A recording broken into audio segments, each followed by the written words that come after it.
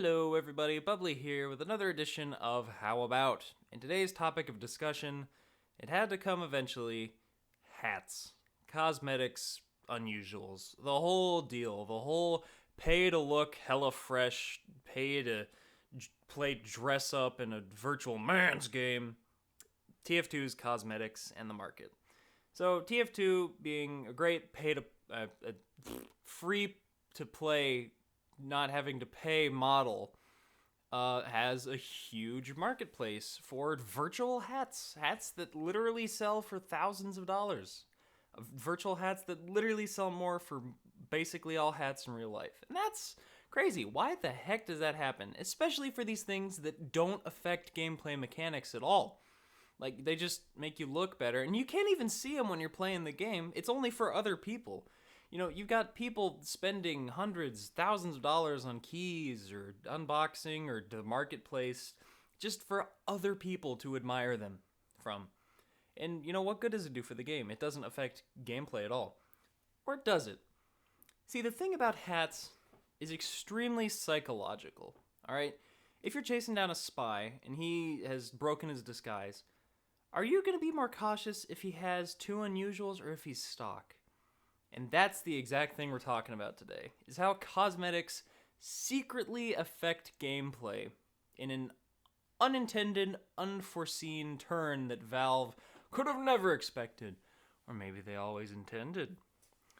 So, basically, with hats and stuff, the longer you play the game, the more you collect. That's just how it works. You know, you've been in the game for long enough. You didn't have to pay to install it at first. You realize, I've put a lot of time into this game. Might as well put some money into it. And so you might do some unboxing. Or, you know, just over that time, you're going to get a hat drop. Like, if you play the game for a year, you're at least, I don't know, 200 hours, something like that, you're going to get a hat drop at some point. And there's also, you know, some achievement hats, Gibbous' whatever. Gibbous doesn't really count, but basically, people who play the game longer have more hats. And because of this, they've played the game longer, they have more experience. Therefore, using my transitive property, you can determine that people who have more hats have more experience and are better at the game. So, yeah, it is a safe assumption to assume, that is a lot of S's, that people who are dressed up, who look like a goddamn orgy of paint and hat and whatever else is glued to whoever that is, you can assume they're pretty good at the game. They're just from their hats. And that's a perfectly reasonable assumption for TF2, because that's just what happens. As you get better, you get more hats. And these hats technically don't do anything to gameplay, but they are really psychological, because you see someone with more hats, you're very tentative to go attack them. You don't want to be attacking the people who have, you know, a million cosmetics right out of spawn. You want to be going for the stock people. You want to be getting those easy kills, the people who don't look like they're going to be threatening. And that completely changes gameplay. Alright, these things that are supposed to just be, you know, pay if you want to, just to have fun, they don't affect gameplay.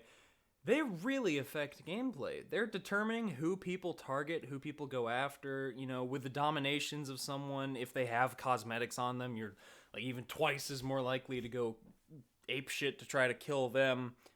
You know, I mean, it completely affects the way people think about and pick their targets in this game, which is an extreme difference of, you know, game mechanics, which is, you know, secretively not described when you have cosmetics. Like, it's hard to explain.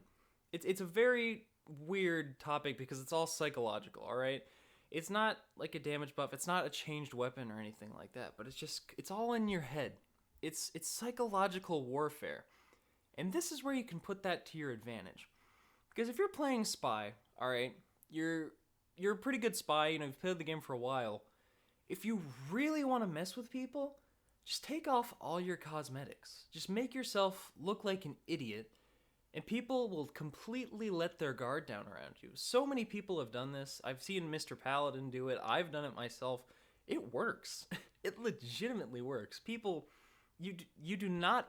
It's just a fact of TF2. You do not like play really cautiously when you're against completely stock people, and with with very reasonable. What's the word I'm looking for?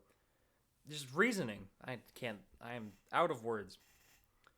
But hats really determine who's good in the game, and they just affect gameplay in a way that a game that's supposed to not be pay to win kind of is. Because, you've got hats, people kind of start running away from you, or maybe they stupidly run at you. And, also medics. Medics are going to heal people with hats before they heal anyone's stock every single time. I mean, that's for sure.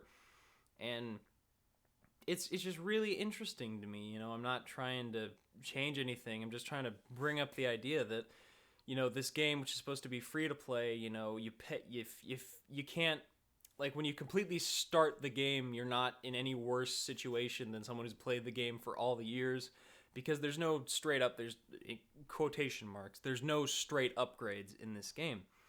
But really, it's psychological warfare. Can't say it enough. It's a little creepy.